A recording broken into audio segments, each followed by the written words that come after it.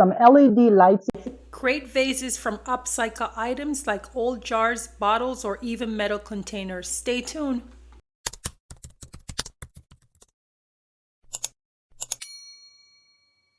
I recently just ordered LED lights from Amazon and I want to put it under the chair. So I want to show you guys what it looks like.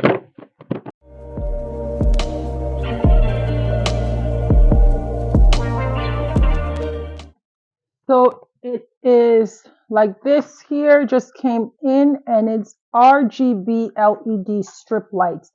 So it's LED strip lights, and I'm going to put it under the chair.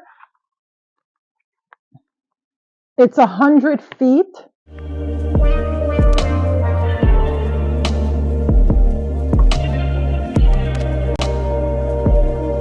It comes with a manual. It also comes with a remote control so that I could control the lights and the colors.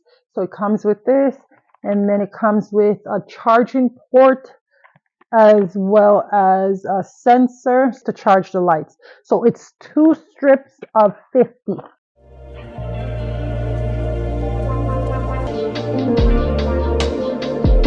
And then it comes with the adhesive so that I can stick it to anywhere that I want to.